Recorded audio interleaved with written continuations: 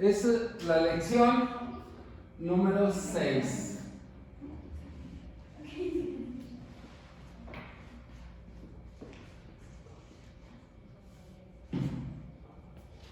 La lección número 6. Muy bien. Y el tema de hoy es la iglesia. ¿Qué es lo que vamos a ver el día de hoy? Muy bien, pues vamos a iniciar y ahí los quieren que se vayan integrando, ¿verdad? Para iniciar. Pero no sé si ya... ¿dónde está?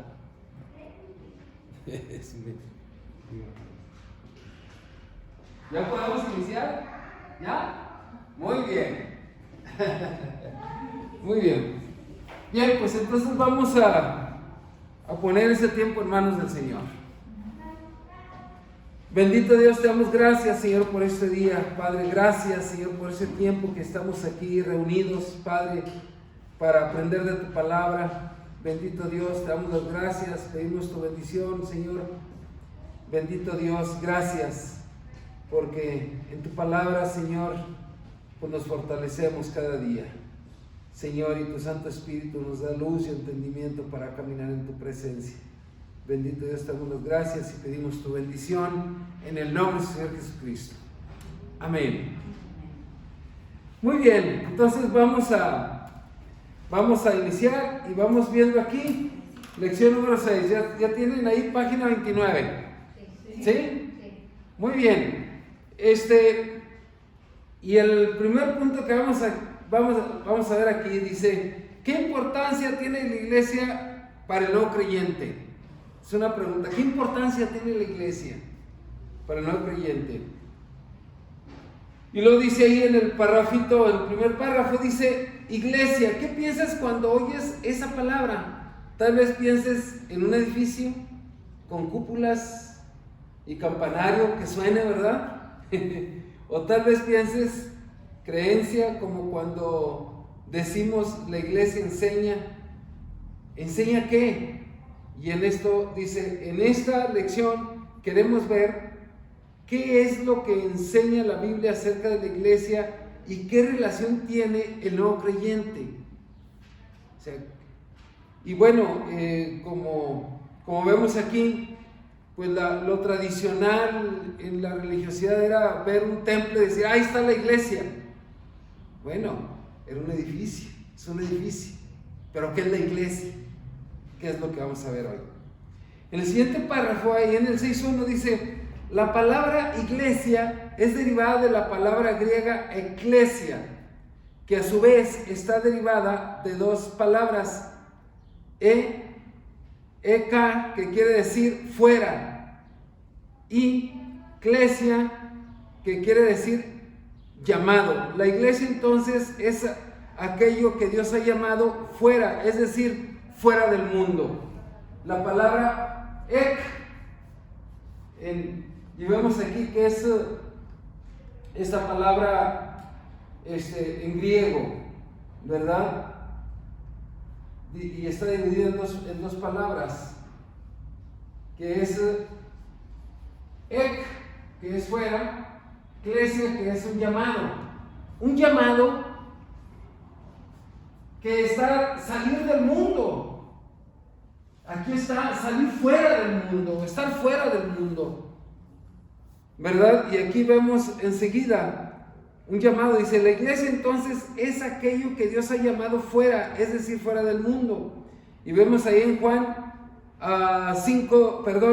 15:19.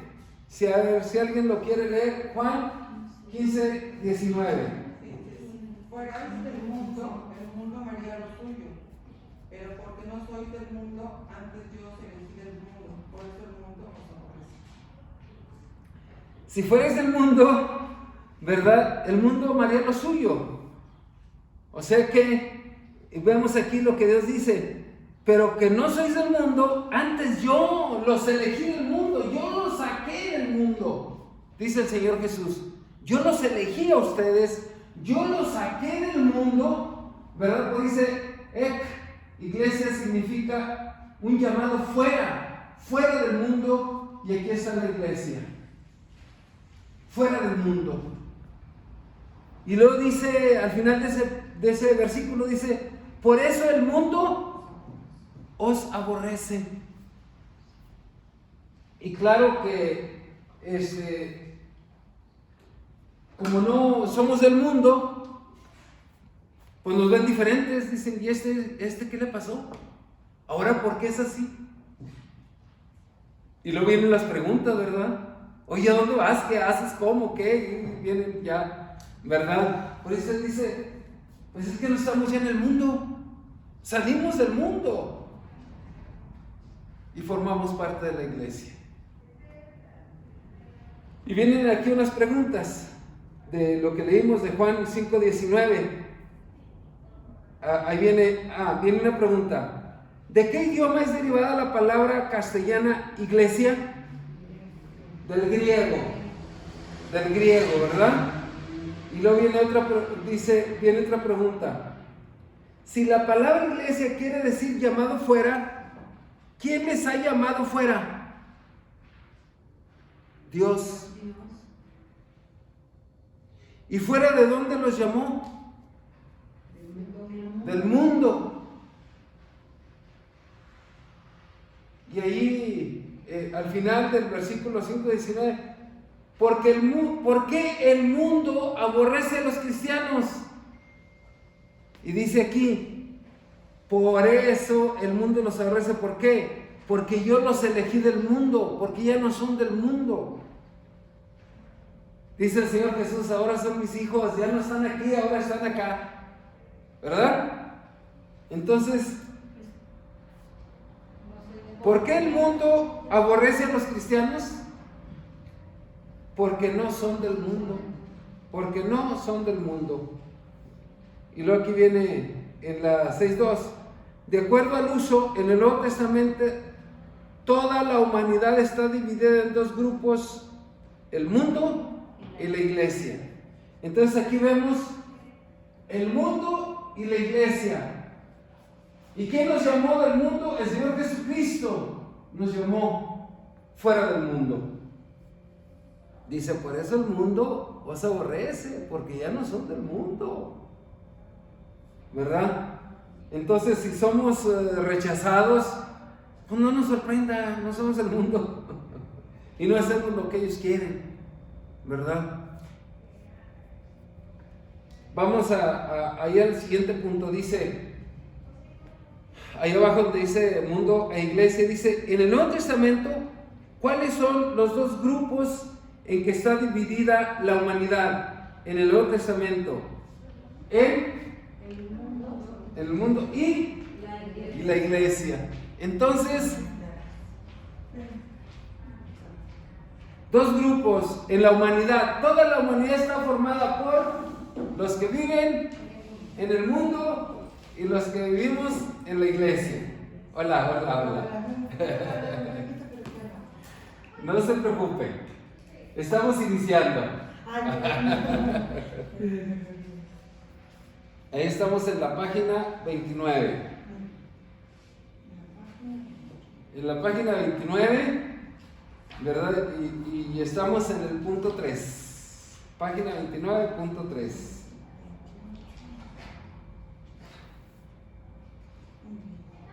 Muy bien, ahí en el punto 3 dice, antes de la venida de Cristo, o sea, en el Antiguo Testamento, toda la humanidad estaba dividida en dos pueblos, que eran los judíos y los gentiles. Solo los judíos eran un pueblo de Dios, los gentiles eran los paganos que creían en muchos dioses. En aquel entonces no existía aún la iglesia, pero después del nacimiento de Cristo, tanto los judíos creyentes como los gentiles creyentes forman un nuevo pueblo que es la iglesia. Entonces, en el Antiguo Testamento, toda la humanidad estaba formada por dos: la humanidad por los judíos y los gentiles. Pero ahora la iglesia está formada por judíos creyentes y gentiles creyentes. Todos los que creyentes, todos los que creemos en nuestro Señor Jesucristo, ¿verdad? Somos de la iglesia, ¿verdad? Ahora, ¿quiénes forman? Ahora vimos aquí cómo está formada toda la humanidad, todos los que viven en el mundo y la iglesia de Dios. En el Antiguo Testamento la formaban dos grupos, que eran los judíos y los gentiles. Y ahora, ¿quiénes forman la iglesia? Los judíos creyentes y los gentiles creyentes. Todos los creyentes, ¿verdad? Entonces, vemos aquí que ya en el Nuevo Testamento, pues todos los que creemos en el Señor Jesucristo, estamos aquí y aquí. Todos los creyentes, todos los que creemos en el Señor Jesucristo, formamos la iglesia de Dios. ¿Sí? Si hay algún comentario, con toda confianza. ¿Sí? Entonces, en el Antiguo Testamento había dos grupos, los judíos y los gentiles. Pero ahora, todos los que hemos creído en el Señor Jesucristo, formamos la iglesia. Y, bueno, los que iniciaron, ¿quiénes fueron? Los judíos creyentes, ¿verdad? Y vemos en el libro de los Hechos cómo ellos empezaron a predicar, cómo ellos se convirtieron y cómo empezaron a predicar la palabra de Dios. ¿Sí? Muy bien. ¿Continuamos? Muy bien. Entonces vamos ahí, en el 6.3, hay unas preguntas ahí al final. Ahí en la página 29 al final hay unas preguntas, dice: ¿en cuáles dos pueblos estaba dividida la humanidad en los tiempos del Antiguo Testamento? Judíos y gentiles. La iglesia es formada por, hay que escoger la respuesta, judíos creyentes, gentiles creyentes, tanto judíos como gentiles creyentes, ¿verdad? Formamos la iglesia. Muy bien, entonces ahora continuamos en la página 30. Y ahí en el primer párrafo, la página 30, en el 6.4, dice: la Biblia no usa la palabra iglesia para hablar ni de un edificio o de un templo, ni de una religión, ni de creencia. Cuando la Biblia habla de iglesia, siempre habla de personas, de gente. La palabra iglesia, usada bíblicamente, es una reunión o congregación de personas salvas, personas creyentes en Cristo, ¿verdad? Ellos pueden reunirse en edificios o templos, pero ese edificio no es la iglesia. Las personas, la gente que está dentro de ese edificio es la iglesia. O sea que la iglesia la formamos los creyentes, ¿verdad? Y según la religión, la iglesia es un templo, ¿verdad? Pero según la palabra de Dios, ¿quién forma la iglesia? Los creyentes, los que creemos en nuestro Señor Jesucristo, ¿verdad? Somos la iglesia, ¿verdad? Y ahorita vamos a continuar en este punto. Entonces, la iglesia no es un edificio, ¿verdad? Muy bien, vamos ahí, vienen unas preguntas, en el siguiente punto, dice, vienen unas preguntas aquí que hay que contestar lo correcto. Dice: la iglesia es reunión de personas salvas. La iglesia, y lo dice en el 2, edificio donde personas salvas se reúnen. Una religión, como cuando decimos la iglesia, en la iglesia católica, no, la reunión de personas. Quienes forman la iglesia somos los hijos de Dios, las personas, ¿verdad? Somos las personas los que formamos la iglesia. ¿Sí? La reunión de personas salvas, ¿sí? Así es. Y luego vamos a ir a Hechos 2.47. Hechos 2.47.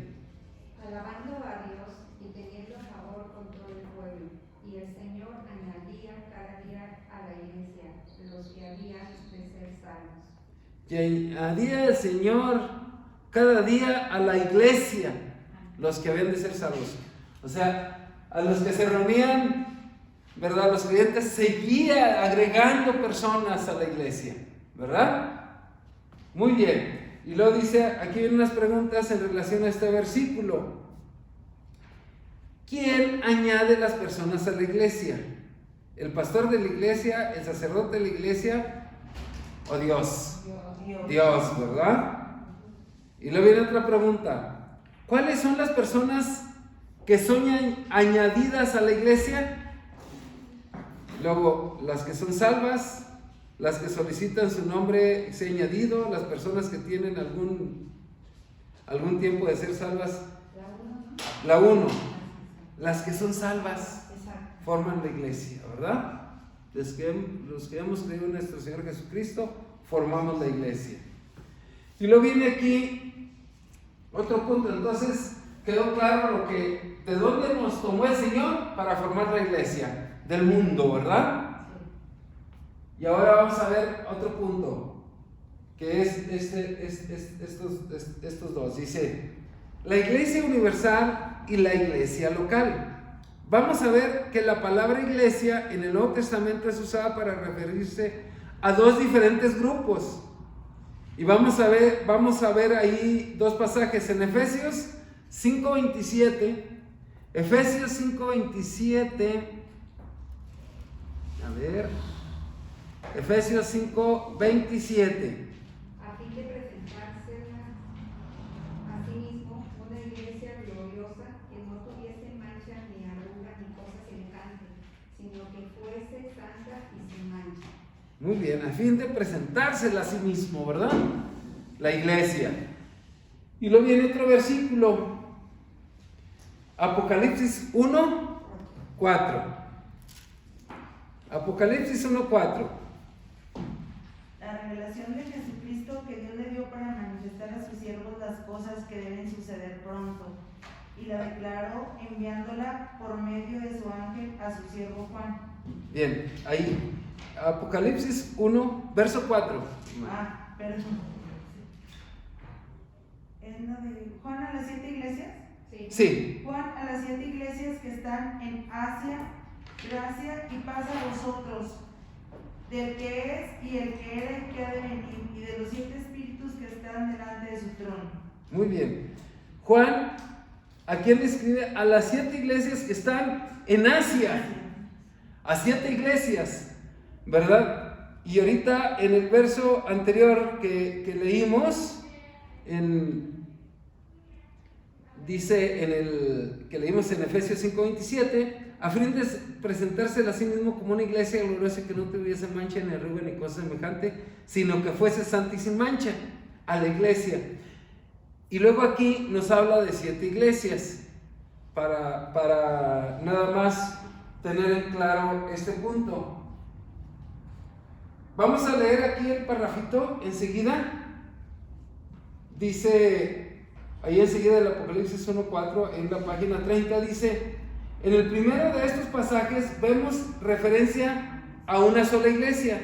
En el segundo habla de 7 iglesias, en el Apocalipsis 1:4.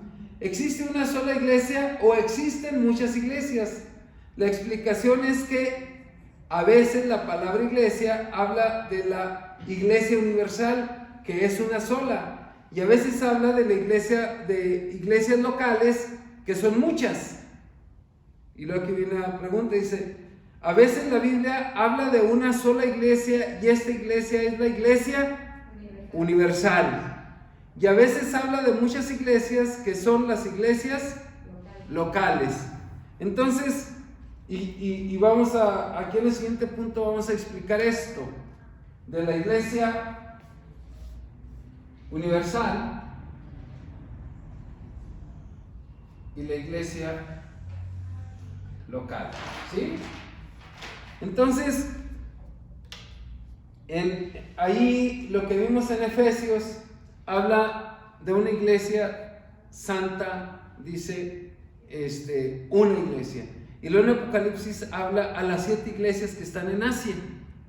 Bien, entonces dice que es la iglesia universal y luego la iglesia, las 7 iglesias que son iglesias locales que están en Asia en diferentes lugares, ¿verdad? Adelante, Oscar, bienvenido, pásale.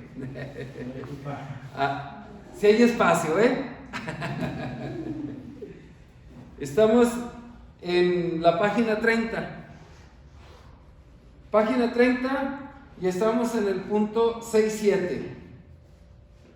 Y vamos a ir aquí a unas preguntas. Dice, escribe las características de la Iglesia Universal.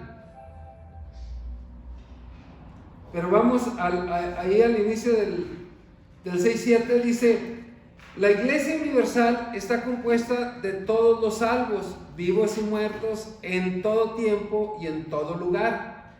El Señor mismo añade a la Iglesia Universal a cada creyente en el momento que Él es salvo por la fe en Cristo. La Iglesia Universal también es llamada en la Biblia el cuerpo de Cristo y la esposa de Cristo. Se puede decir que la Iglesia Universal es invisible, ya que no podemos verla toda en ningún momento. Bien. Y luego viene aquí unas preguntas. Escribe las características de la Iglesia Universal. Dice, la Iglesia Universal compuesta por todos los salvos, todos los creyentes, ¿verdad? Todos los creyentes, todos los salvos. ¿En qué tiempo forman parte de esta iglesia? Pues en todo tiempo, ¿verdad? Cuando creen en el Señor. ¿En qué lugar? En todo lugar donde tomen la decisión por Cristo. Dice, ¿quién añade a la Iglesia Universal? ¿Quién añade a la Iglesia Universal? Dios. Y luego dice, viene la pregunta, ¿en qué momento pertenece uno a la Iglesia Universal? ¿En el momento en qué? En el momento en que recibe a Cristo como su Salvador, ¿verdad? En el momento en que recibe a Cristo como Salvador. ¿En qué momento pertenece uno a la Iglesia Universal? En el momento en que uno recibe a Cristo como su Salvador. En ese momento somos parte de la iglesia, ¿verdad? De la Iglesia Universal. Todos los creyentes, en todo, ahora sí que en todos los continentes, ahora sí que en todos los lugares, todos los creyentes formamos parte de la iglesia de Dios. ¿Sí? Esta es la Iglesia Universal. Ahora vamos a ver la iglesia local. Ahí en el 6.8. ¿Estamos en el 6.8? Bien, aquí viene en el parrafito, dice, la iglesia local, en cambio, sí es visible, porque está compuesta de una reunión de salvos en un dado lugar, en un dado tiempo. ¿Verdad? En el Nuevo Testamento leemos la iglesia en Corinto o la iglesia en Tesalónica. Es probable que haya personas que pertenecen a algunas iglesias locales y que en realidad, fíjense, hay personas que dicen que pertenecen a una iglesia local, pero no son salvas. Pero los encargados de la membresía de una iglesia local no pueden ver el corazón de las personas como Dios lo ve. Posiblemente acepten a personas que en realidad no han nacido de nuevo. Los verdaderos son salvos en una iglesia local, formar parte del cuerpo de Cristo. Dice, escribe las características de una iglesia local. Y luego viene aquí una pregunta. Una iglesia local está formada por un grupo de salvos o creyentes, ¿verdad? Y lo dice que se reúnen en un dado lugar, que se reúnen en un lugar, ¿verdad? En un dado tiempo. Se tiene el programa, ¿verdad? En cada iglesia local. Y lo dice, los salvos allí reunidos forman parte, ¿verdad?, del cuerpo de Cristo. Forman parte del cuerpo de Cristo. Aunque la iglesia universal es invisible, las iglesias locales son visibles, ¿verdad? La iglesia universal la formamos todos los creyentes, pero la iglesia local, como aquí, ¿verdad? La formamos los que estamos aquí, ¿verdad? Pero formamos parte de toda la iglesia, de todos los creyentes que el Señor ha levantado, que ha sacado del mundo para formar la iglesia, ¿sí? Allí estamos nosotros. Entonces, la iglesia universal, formamos parte de la iglesia universal, pero formamos parte de la iglesia local, ¿verdad? Aquí en la montaña, ¿verdad? Somos la iglesia local. Aquí nos identifican, aquí nos vemos, aquí compartimos, ¿verdad? Pero somos parte de la iglesia universal del Señor Jesús y estamos en su presencia, ¿verdad? Entonces, ahí vamos. ¿Van quedando claros los puntos? Si no, por favor, pregúntenme. Muy bien. Entonces vamos a ir a la página 31. Página 31, en el punto 6.9. ¿Sí? Página 31, 6.9. Dice, semejanzas de la iglesia. ¿Cómo identificar la iglesia?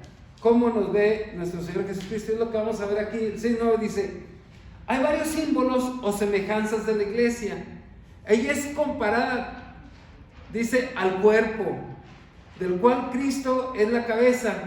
Es comparada a un edificio, de la cual Cristo es la piedra angular.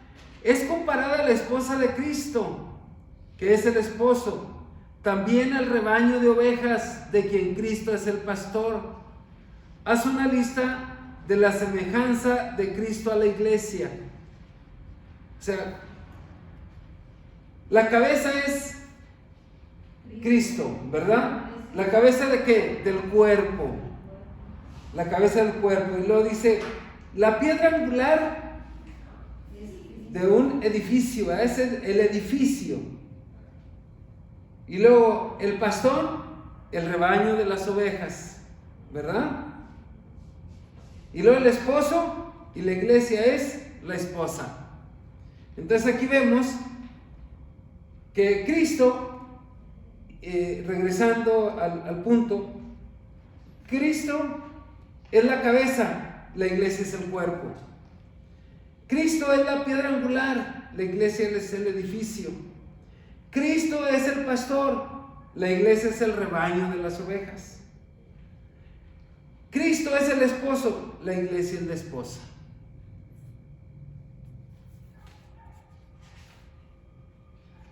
Y al final vamos a ver los atributos de la iglesia. Muy bien, ¿quedó claro ahí? Dios me lo repite. La cabeza es. Aquí Cristo es la cabeza y la iglesia es el cuerpo. Cristo es aquí dice, la cabeza es Cristo y la iglesia es el cuerpo. Y luego, la piedra angular es Cristo y la iglesia es el edificio. Y luego, Cristo es el pastor y la iglesia es el rebaño de las ovejas. Y luego, Cristo es el esposo y la iglesia es la esposa. ¿Sí? Entonces, vemos cómo, ¿verdad? El Señor Jesús diseñó todo de tal manera que Él es la cabeza del cuerpo y el cuerpo es la iglesia y Él es la cabeza de la iglesia, ¿sí? Y luego, viéndola como un edificio, Cristo es la piedra angular, ¿sí? Y la iglesia es el edificio. Bien, continuamos. Vamos a ir al punto 6.10. Vamos a ir a Efesios 1, 22 y 23. Efesios 1, 22 y 23. Muy bien. A ver si alguien lo tiene, si nos lo comparte. Adelante. Y sometió todas las cosas bajo sus pies, y lo dio por cabeza sobre todas las cosas a la iglesia, la cual es su cuerpo, la plenitud de aquel que todo lo llena en todo. Muy bien. Entonces, ¿quién es la cabeza? Cristo. Cristo, y la iglesia es su cuerpo. Dice, Cristo es la cabeza, y luego en el 23 dice, la cual es su cuerpo, la plenitud de aquel que todo lo llena en todo. Entonces, Cristo es la cabeza de la iglesia, que es el cuerpo, ¿sí? Muy bien. Y luego aquí viene la pregunta. Aquí vemos que Cristo es la cabeza de la iglesia, que es la iglesia, es el cuerpo de Cristo. Muy bien, vamos ahí a 1 Corintios. Primera de los Corintios, capítulo 12. Y luego aquí nos dice todo el pasaje del 12, capítulo 12, del verso 22 al 27. 12. Pero, sí, 1 Corintios capítulo 12, versículo 12 al 27. Entonces vamos a leer de este capítulo. Vamos a leer el verso 12 y 13 y luego el verso 20-22, ¿sí? Para no leer todo el pasaje. A ver, verso 12 y verso 13. Es 1 Corintios capítulo 12, verso 12 y verso 13. A ver si alguien lo Porque tiene. así como el cuerpo es uno, tiene muchos miembros, pero todos los miembros del cuerpo, siendo muchos, son un solo cuerpo, así también Cristo. Verso 13. Porque un solo espíritu fuimos todos bautizados en un cuerpo, sean judíos o griegos, sean esclavos o libres, y a todos se nos dio de beber de un mismo espíritu. Muy bien. Ahora vamos al verso 20 al 22. Pero ahora son muchos los miembros, pero el cuerpo es uno solo. Ni el ojo puede decir a la mano, no te necesito, ni tampoco la cabeza a los pies, no tengo necesidad de vosotros. Antes bien, los miembros del cuerpo que parecen más débiles son los más necesarios. Muy bien. ¿Qué nos está diciendo aquí? Que somos un cuerpo. La iglesia somos un cuerpo. Y en un cuerpo se necesita todo. A ver, un cuerpo, si tu cuerpo no tiene ojos, ¿a dónde vas? Entonces, si tu cuerpo no tiene oído, pues no escuchas, ¿verdad? Por eso dice, la iglesia somos un cuerpo y nos necesitamos todos, de todos. Si tenemos una necesidad de consultar algo, preguntar algo, pues preguntemos a un hermano, a una hermana. Somos un cuerpo y nos necesitamos todos, ¿verdad? Igual, como dice aquí, el cuerpo es la iglesia y nos necesitamos todos de la iglesia. Todos somos parte de la iglesia. Como un cuerpo se fortalece, igual nosotros fortalezcámonos unos a otros, ¿sí? Mostrando el amor, como los decía ahí el fruto del Espíritu: amor, gozo, paz, paciencia, dignidad, bondad, fe, mansedumbre, templanza, ¿verdad? Que mostremos eso de un hermano, de una hermana, así, la confianza, que seamos como un cuerpo, porque Cristo es la cabeza y nosotros somos cuerpo, y nos necesitamos de todos, ¿verdad? Muy bien, vamos a ver aquí aquí vienen unas preguntas. En el 6:10 dice, aquí vemos que Cristo es la cabeza de la iglesia y la iglesia es el cuerpo de Cristo. Y luego en el 6:11 dice, según el versículo 12, ¿cuántos cuerpos hay? Uno. Dice, y viene otra pregunta, por lo tanto, ¿cuántas iglesias universales hay? Una iglesia, ¿verdad? La iglesia es su cuerpo. Y luego dice, el 6:12, si la iglesia se compara al cuerpo, ¿a qué se compara cada cristiano? A los miembros. A los miembros del cuerpo, ¿ah? Somos miembros los unos de los otros. Somos parte del cuerpo de Cristo que somos la iglesia. ¿Sí? Muy bien. Dice en el 6:13, dice, este pasaje nos enseña que cada cristiano tiene una función propia comparable a algún miembro del cuerpo humano y que cada cristiano hace falta para el bienestar total del cuerpo. No podemos despreciar ningún miembro del cuerpo. Por eso cada cristiano tiene una gran importancia y es indispensable en el cuerpo de Cristo que es la iglesia, ¿verdad? Y luego aquí vienen unas preguntas. Dice, ¿por qué cada cristiano es importante? Escoge la respuesta correcta. Porque todo ser humano es importante, porque tiene una función propia que hace falta a todos, porque cada persona debe crecer que Él es valioso, creer que Él es valioso. Entonces vamos al 2, porque tiene una función propia que hace falta a todos, ¿verdad? Muy bien. Y luego en el punto 6:14 dice, aquí viene, dice, hay algunos cristianos, es en el 6:14, dice, hay algunos cristianos que dicen que ellos solos pueden, aquí hay un errorcito ahí en la palabra, es llevar, dice que ellos solos pueden llevar la vida cristiana. Algunos cristianos dicen que ellos solos pueden llevar la vida cristiana sin compartir con otros cristianos en la iglesia.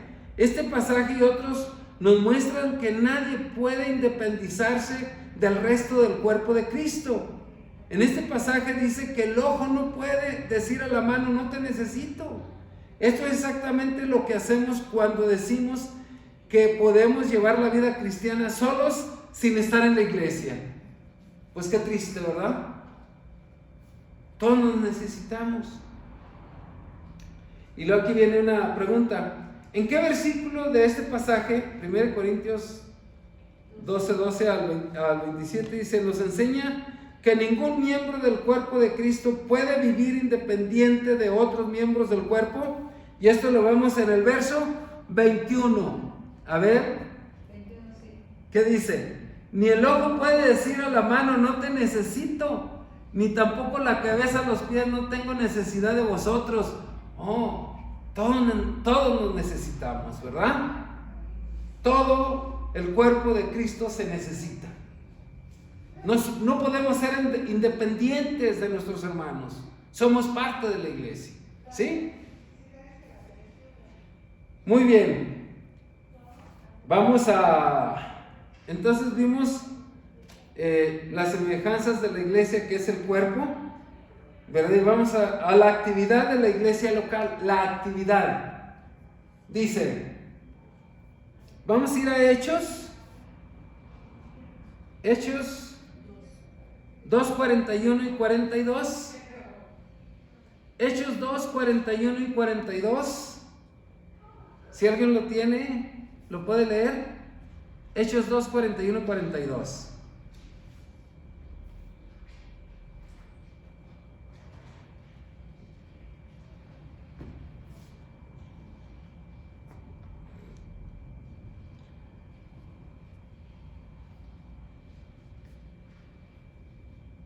Así que los que recibieron su palabra fueron bautizados y se añadieron aquel día como 3,000 personas. Y perseveraban en la doctrina de los apóstoles, en la comunión unos con otros, en el partimiento del pan y las oraciones. Estaban juntos, compartiendo lo que tenían, ¿verdad? Y dice ahí en el 41, recibieron su palabra, fueron bautizados y se añadieron aquel día como 3,000 personas. Así que los que recibieron su palabra fueron bautizados. Imagínense ustedes 3,000 personas siendo bautizados ahí en Jerusalén, con todos los maestros de la ley que andaban atrás de todos los creyentes, de todos los cristianos, pero el Señor está con sus hijos y los cuida, ¿verdad? Bien, entonces vamos a ir al 6:15. Dice, este pasaje está hablando de la iglesia local, ya que menciona un número de miembros. ¿Cuántos se habían creído?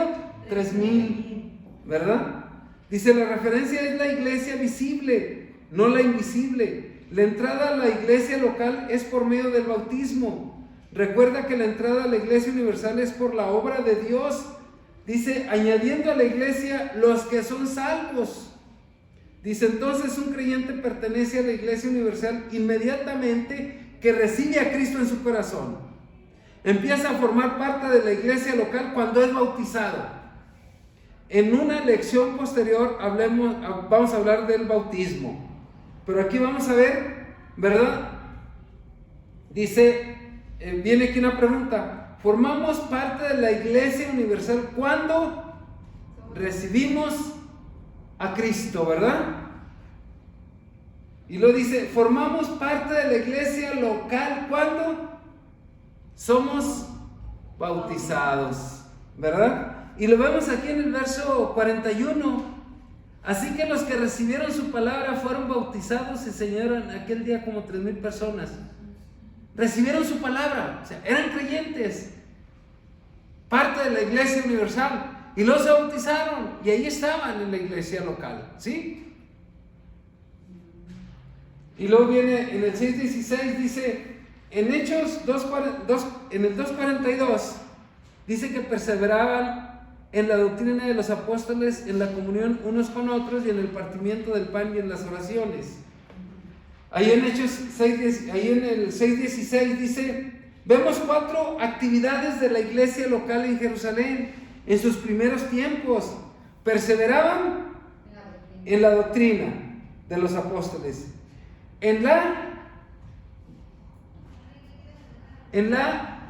comunión unos con otros, y en el partimiento del pan y en las oraciones. O sea, estaban juntos aprendiendo de la doctrina de los apóstoles. Dice que tenían comunión, estaban juntos ahí todos. Imagínense ustedes, ¿verdad? Todos ahí juntos y partían el pan, ¿verdad? Compartían lo que tenían y también en las oraciones. Muy bien, vamos a la página 32. No sé si está la lección cortita o vamos muy rápido.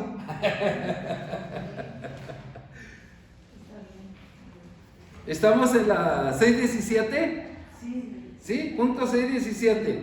Aquí viene algo, dice, es muy importante pertenecer a una iglesia local.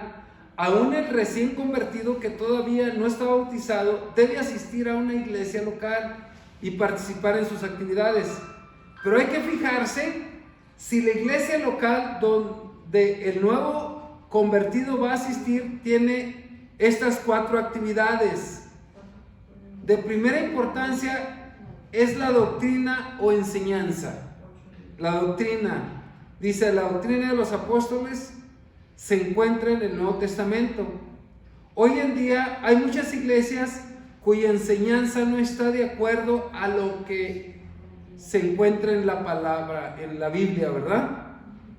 Entonces aquí viene una pregunta, dice, al elegir una iglesia local, el nuevo convertido debe fijarse si la doctrina que allí se enseña está de acuerdo a la Biblia, ¿verdad? De acuerdo a la doctrina de los apóstoles. Y lo vimos aquí en Hechos. Estaban reunidos todos, dice, aquí los que recibieron la palabra fueron bautizados, se llenaron aquel día como 3,000 personas, dice, y perseveraban en la doctrina de los apóstoles, en la enseñanza de la palabra de Dios. Entonces vemos aquí, y vamos a ir a Hebreos 10:25. Hebreos 10:25. Hebreos 10:25. A ver, si alguien lo quiere leer. Dice, Hebreos 10:25, no lo tengo. Hebreos 10:25. Hebreos 10:25. No dejando de congregarnos, como algunos tienen por costumbre, sino exhortándonos y tanto más, cuando veis que aquel día se acerca. No dejar de congregarnos. Y lo dice, como algunos tienen por costumbre. dicen que son cristianos, pero no van a la iglesia. No aprenden de la enseñanza de la palabra de Dios, ¿verdad? Entonces, ¿cuál es aquí la invitación que hace aquí en Hebreos 10:25? No dejando de congregarse, ¿verdad? Ok, vamos a ir, aquí vienen unas preguntas. Dice, ¿qué es lo que Dios manda aquí que no hagamos? Que no dejemos de congregarnos. Que no dejemos de congregarnos. Y no el punto B, dice, si una persona dice que no necesita asistir a una iglesia local, ¿qué mandato está desobedeciendo? El mandato de que no dejemos de congregarnos, de asistir. No dejemos de asistir, ¿va?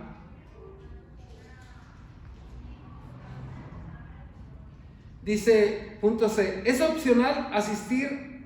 Dice, ¿es opcional asistir a la iglesia? No es opcional.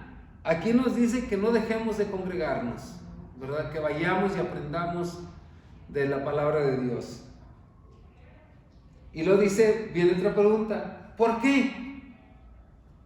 Porque Dios manda que no dejemos de congregarnos, ¿verdad? Dios manda que no dejemos de congregarnos. Muy bien. Y luego aquí, en el último parrafito, dice, ahí en la página 32, dice, ojalá que al terminar esta lección hagas una decisión muy definitiva en tu corazón de obedecer el mandato de Dios, no dejar de congregarte en tu iglesia. Claro que esta decisión, como toda decisión que vale la pena, va a tener su precio. No siempre es fácil congregarte, pero recuerda que el Señor tiene derecho a un día de tu semana. En ese día debes de estar con los otros miembros del cuerpo, funcionando, dice, y recibiendo beneficio de los demás. No permitas que nada impida tu presencia allí. Y para terminar, quiero poner aquí los atributos de la iglesia. Vamos a ir ahí a 1 Timoteo, no viene aquí en las páginas, pero ahí anótenlo. 1 Timoteo, capítulo 3, verso 14 y 15.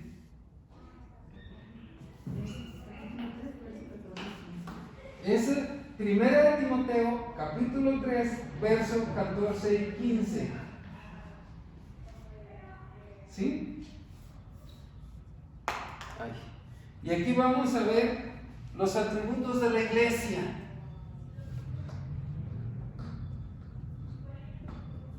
Muy bien. Si alguien lo tiene por ahí.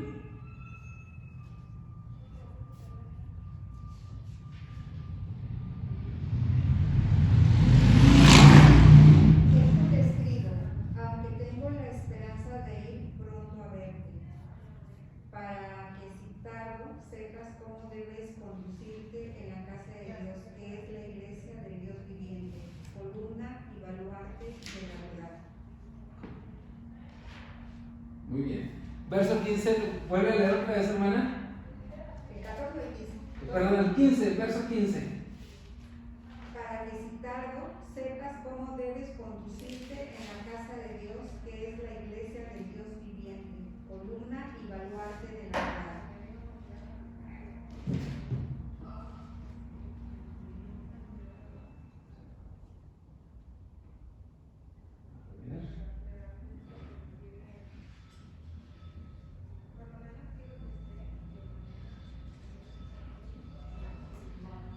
Baluarte de la verdad. Verdad. Ok. Entonces, ¿qué somos la iglesia? La casa del Dios viviente, la casa de Dios, la iglesia del Dios viviente. ¿Y qué somos? Somos la columna del edificio, como lo veíamos ahí en los versos anteriores. Un edificio, ¿verdad? Y luego, ¿qué es la iglesia? Es la columna y baluarte de la verdad. Para ir compartir la palabra. Entonces, estos son los atributos de la iglesia. Ahí somos la casa de Dios. No somos un edificio, un templo. No, somos la casa de Dios y el Señor está en nuestro corazón. ¿Sí? Somos la casa de Dios. La iglesia del Dios viviente. La iglesia de Dios viviente, Dios con nosotros. Y somos la columna, lo que soporta todo el edificio de la iglesia. Somos la columna, la iglesia. Y somos el baluarte de la verdad.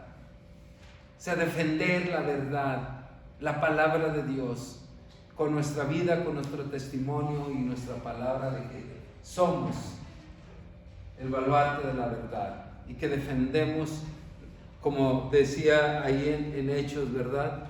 De la doctrina de los apóstoles, que es la palabra de Dios, y nosotros que seamos ese baluarte de la verdad, de que hablemos de la palabra de Dios. ¿Sí? Muy bien. ¿Hasta aquí? Adelante, güey. Sí, es que me llamó la atención porque cuando escuché baluarte, yo también pensé que era algo de valor, ¿verdad? Pero en la palabra, aquí en la Biblia dice baluarte con B grande. Y dice baluarte es conocido como el bastón que sobresale. Con La fuerza. Con B de grande, no de Sí. chica. Es aquí dice Sí, baluarte. baluarte de la verdad. Sí, Ajá. perdón. Baluarte de la verdad. Es la fuerza de la verdad. Tener nosotros, ¿verdad? Que siempre tengamos esa fortaleza en nosotros. De compartir siempre la verdad. La palabra de Dios. Muy bien. ¿Alguna pregunta? ¿Alguna pregunta con toda confianza? ¿O nos fuimos muy rápido? No, está bien. Terminamos en tiempo. ¿Verdad? Espero que sí esto les deje la enseñanza de lo que es la iglesia, ¿verdad?